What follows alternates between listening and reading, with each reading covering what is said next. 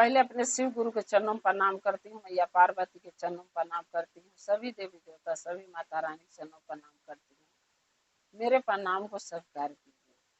गुरु भाई गुरु बहना कथा सुनाने जा रहे हैं, कृपा करके कथा को ध्यान से सुनिएगा।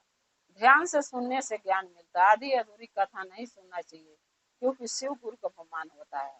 पूरा कथा सुनने से कथा के रहस्य के बारे में पता चलता है और ज्ञान भी मिलता है कि कथा में क्या बताया गया, क्या समझाया गया, उसका ज्ञान मिल जाता है। इसलिए कथा को हमेशा आप लोग पूरा सुनिएगा, आधा अधूरा कथा मत सुनिएगा। ये कथा, ये कहानी एक शिष्य और एक गुरु का है। जैसे आप लोग के पता है, कल है सोमवार, सोमवार के 3 तारीख के गुरु पूर्णिमा है। उसी अवसर पर एक छोटा सा कथा है जो आपके सामने, आप लोगों के सामने में कहने जा रही हूँ अपने गुरु के लिए। एक गुरु थे, उनका एक शिष्य था। जो शिष्य था और जो गुरु थे,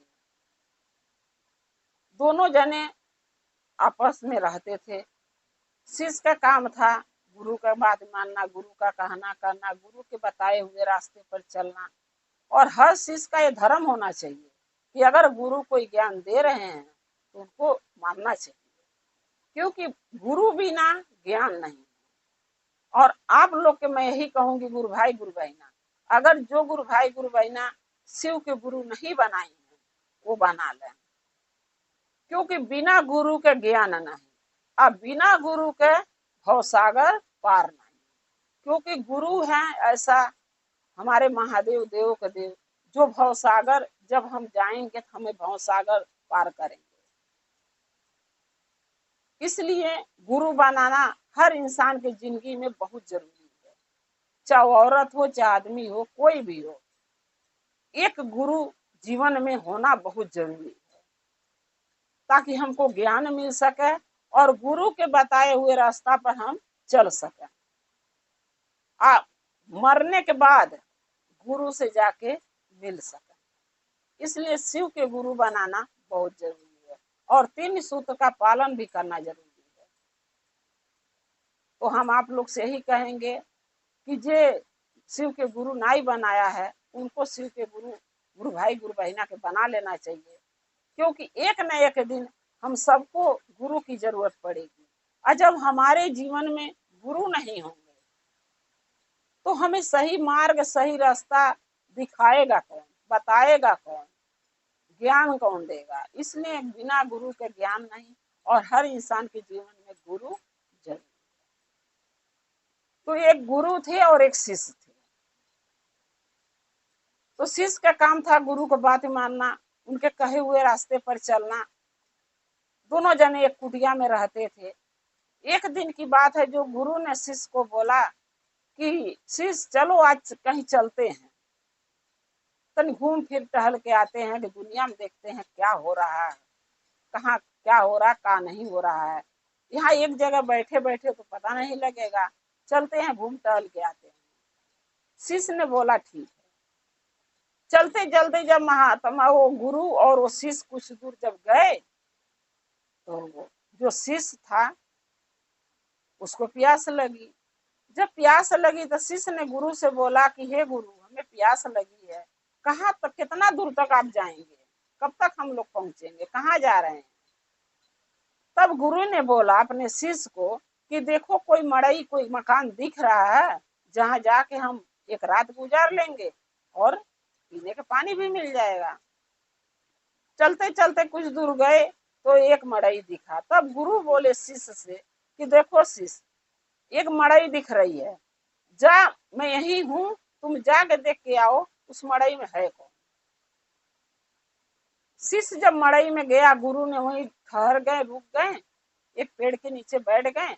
और शिष्य जो है जब वो मड़ई पर गया, वो मकान पे गया, तो वहां पता चला, देखा तो वहां पर एक फैमिली, एक परिवार रहता था। उस परिवार से वो शिष्य ने पूछा कि क्या ये घर आपका है मड़ई? वो बोला हाँ। फिर जो गुरु शिष्य था गुरु के पास आया, गुरु को लिया के उस मड़ई पर गया। वहां जब गुरुजी गए तो वो जो जिसका मकान था उससे पूछे कि भाई क्या तुम इतने ही गरीब हो शुरू से, जब से तुम होश संभारे हो? वो आदमी ने बोला, वो इंसान ने बोला कि नहीं, मैं गरीब नहीं हूं, मैं तो बहुत अमीर हूं। तब गुरु ने पूछा कि तुम इतना अमीर हो तो इस हालात में क्यों हो, यानी तुम्हारी हालत ऐसी क्यों है? टूटी झोपड़ी है, मड़ई का घर है, न खाने का ठिकाना न रहने का ठिकाना, और तुम कह रहे हो मैं बहुत अमीर हूं। तब वो इंसान ने बोला कि हाँ, अमीर मैं इसलिए हूं कि मेरे 10 बीघा 15 बीघा खेती है, इसलिए मैं अमीर हूँ। जिसको जमीन जायदाद होता वो अमीर तो होता ही है। तब गुरु ने पूछा कि जब तुम्हारे पास इतनी जमीन जायदाद है तो उस खेत में मेहनत करके क्यों नहीं घर मकान तुम बना लेते हो, काहे तुम झोपड़ी में रहते हो? तब वो इंसान बोला कि मैं क्या खेती करूं, लोग कहते हैं कि हमारा खेत बंजर है, हमारे खेत में रकम नहीं हो सकता, इसलिए मैं खेती करने नहीं जाता हूँ। तब गुरु ने पूछा कि तुम्हारे घर का खर्चा कैसे चलता है?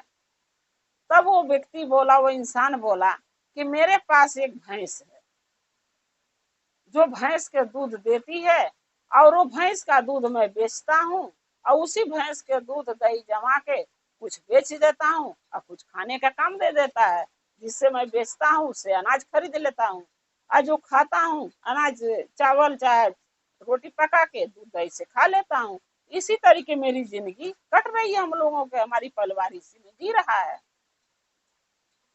तब गुरु ने बोला कि खेती कर लो, तो बोला नहीं, खेती बंजर है तो क्यों करूं, इसलिए मेरा तो भैंस ही ठीक है, दूध देती है, बेचता हूँ, अपना गृहस्थी अपना घर परिवार चला रहा हूँ, हमारा जिंदगी कट रहा है, खेती की क्या जरूरत है? गुरु ने रात भर ठहरने के लिए वहां पर पूछा उस इंसान से, वो आदमी से, कि क्या मैं रात को यहाँ ठहर सकता हूँ? वो इंसान बोला कि हाँ, ठहर जाइए, अरे जैसे मड़ई में हम सोएंगे वैसे आप भी सो जाना।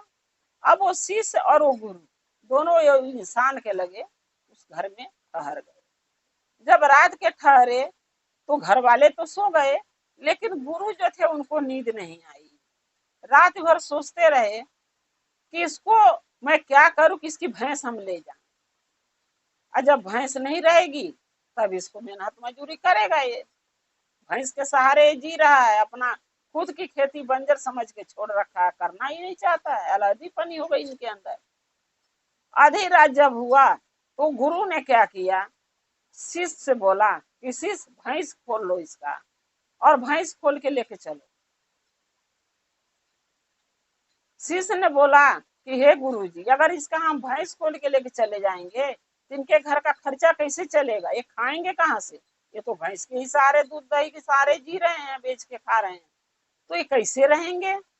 तब गुरु ने बोला शिष्य को कि हमारे आदेश का पालन करो, जो मैं कह रहा हूँ वो सुनो। अब शिष्य क्या करे, गुरु है तो गुरु के आदर भाव तो करना पड़ेगा, उनकी बात तो माननी पड़ेगी। शिष्य ने गुरु की बात मान ली और क्या किया कि भैंस खोला, और गुरु और शिष्य भैंस के लेके चले गए। जब भैंस के लेके चले गए तो जाके एक बहुत बड़ा जंगल था।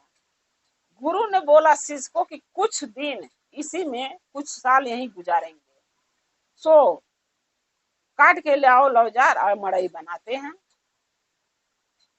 अब वहां क्या किए, शिष्य और गुरु दोनों मिलके उस जंगल में मड़ई बनाए और उस कुटिया में रहने लगे। अब यहाँ जब सुबह हुआ तो घर वाले जब जगे तो जाके भैंस देख रहे हैं तो भैंस है ही नहीं। अब घर के लोग बहुत परेशान, घर का मालिक परेशान जो आदमी था कि मेरी भैंस कौन ले गया, अब हम लोग खाएंगे क्या, घर का खर्चा चलेगा कहाँ से? अब वो क्या किया कि कुछ उसके पास तो सहारा बचा नहीं खाने का, कमाने का, जीने का, फिर उसने खेती करना चालू किया।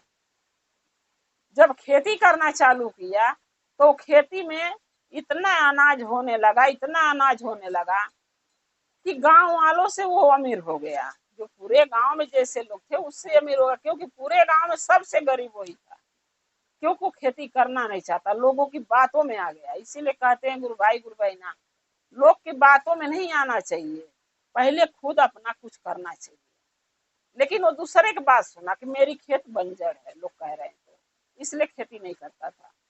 जब वो खेती करने लगा, उसके खेती में खूब अनाज उगा, खूब अनाज उगा, वो अमीर हो गया। जब वो अमीर हो गया तो खूब बड़ा मकान बना लिया, बिल्डिंग बना लिया, घर बना लिया, और सब बनाने के बाद जो है उसको कोई चीज की कमी नहीं रह गई, रुपया पैसा धन दौलत सब हो गया। जब 5 साल बीत गया, तब गुरु ने उस शिष्य से बोला कि शिष्य चलो अब चलते हैं उसके घर, जिसके घर मड़ई था, जहां हम एक रात गुजारे थे। तब शिष्य बोला कि अरे गुरु, आपने तो उसका भैंस उठा लाया, और भैंस के दूध जब तक दी तब ले आपने हम लोग खाए, और उसके बाद अपने भैंस को बेच दिया। अब उसके घर जाएंगे तब तो वो जान ही जाएगा कि चोर यही दोनों थे, रात भर रहे और मेरी भैंस उठा ले गए। तब गुरु ने बोला शिष्य को कि नहीं, तुम जाके बस इतना देख के आओ कि उसका घर मकान बना कि नहीं। तो गुरु को ये बात पता था, क्योंकि गुरु जानते थे कि अगर इसकी भैंस के सहारे जी रहा है, अगर इसकी भैंस नहीं रहेगी तो मेहनत करेगा, आज जब मेहनत करेगा तो आगे बढ़ेगा। क्योंकि गुरु भाई गुरु बहना गुरु भी कहते हैं, महादेव भी यही बात कहते हैं, शिव महापुराण में भी यही बात लिखा हुआ है कि गुरु के साथ साथ ये मत सोचिए कि हम महादेव के गुरु बना लिए और गुरु बना के घर में बैठ गए और महादेव हमारा घर का खर्चा चलाएंगे, हमें रोटी देंगे, भोजन देंगे, कपड़ा देंगे, वस्त्र देंगे ना। गुरु की भी यही कहना है कि पहले कर फिर खो, यानी गुरु के साथ साथ मेहनत भी करनी जरूरी है। जब मेहनत हम करेंगे तब हम आगे बढ़ेंगे। अब वो क्या किया कि जब घर जाके देख रहा वो शिष्य गुरु के कहने से, तो उसका घर तो 4-5 मंजिल बना हुआ, बहुत बड़ा बिल्डिंग बना रखा घर। अब शिष्य को जब वो शिष्य क्या किया कि उसके घर गया, वो इंसान के जिसके घर वो रात भर गुरु और वो दोनों गुजारे थे। जब उनके घर गया तो शिष्य को देखते ही वो आदमी तंग रह गया। तब शिष्य ने उस आदमी से पूछा कि भाई क्या मुझे चिन्ह रहे हो, पहचान रहे तुम? तब वो इंसान बोला, अरे तुम्हें कैसे मैं भूलूंगा, क्योंकि हमारी भैंस तो तुम ही चोरा के ले गए थे, तो मैं तुम्हें भूलूंगा भला कैसे? तब वो शिष्य ने बोला कि भाई मुझसे बहुत गलती हो गई है, मुझे क्षमा कर देना। बोला वो आदमी बोला कोई बात नहीं, हम क्षमा हमसे क्यों मांग रहे हो? अरे हम तो तुम्हारे गुरु के वजह से इतना अमीर हो गए। तब वो आदमी बोला कि भाई तुम्हारा भैंस हम दोनों जने चुरा ले गए, गुरु जी और हमने मिल के, और तुम कह रहे हो कि तुम्हारे गुरु की वजह से मैं अमीर हो गया। तो आदमी बोला हाँ, तुम लोग ना मेरी भैंस चुराते, तुम्हारे गुरु मिलके ना मेरी भैंस चुराते, और न मैं खेतों में अपनी मेहनत करता, न खेतों में से अनाज उपराजता, और न मैं अनाज को बेच के इतना अमीर बनता। मैं तो वही भैंस के सहारे जीता ही रहता जीवन भर। ये बात शिष्य जाके अपने गुरु से बोला कि गुरु जी आपने ये बात मुझे क्यों नहीं बताई? गुरु ने पूछा क्या बात तुमसे छुपाया हूँ? शिष्य ने पूछा कि उसके भैंस आपने चुराया रात में, लेकिन जब मैं पूछा क्यों चुरा रहे हो आपने बताया नहीं, और वो कह रहा कि तुम्हारे गुरु की वजह से मैं अमीर हो गया।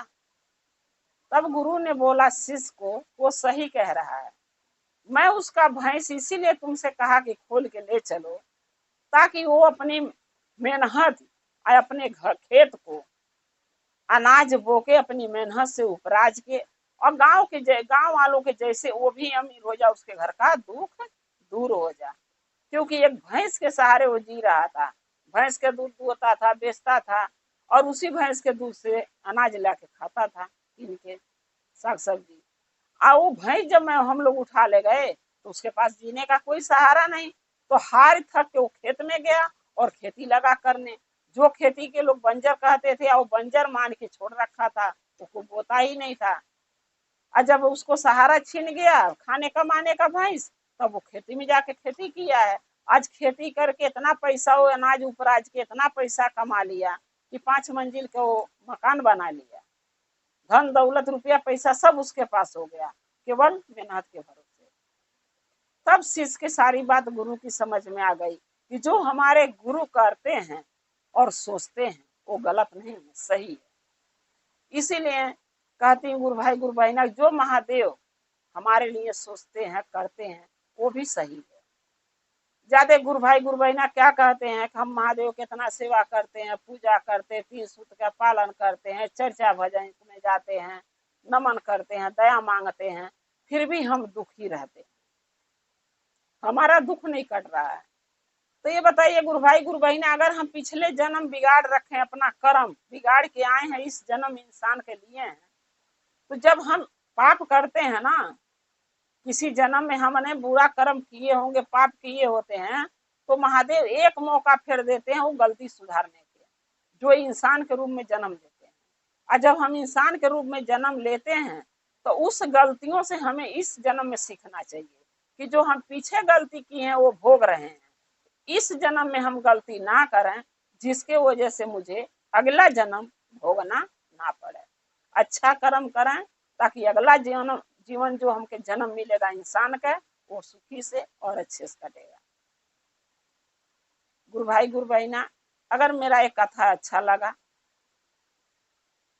जैसे वो इंसान जो था उसको ज्ञान महादेव दे दिए एक गुरु के द्वारा, और वो अपनी खेती अपनी मेहनत को पहचाना, अमीर हो गया, उसी तरीके मैं हाथ जोड़ के कहती हूँ कि सबको अपना कर्म करना चाहिए। फल देने वाले महादेव हमारे यहाँ देवों के देव, एक न एक दिन मेहनत का फल वो जरूर देंगे।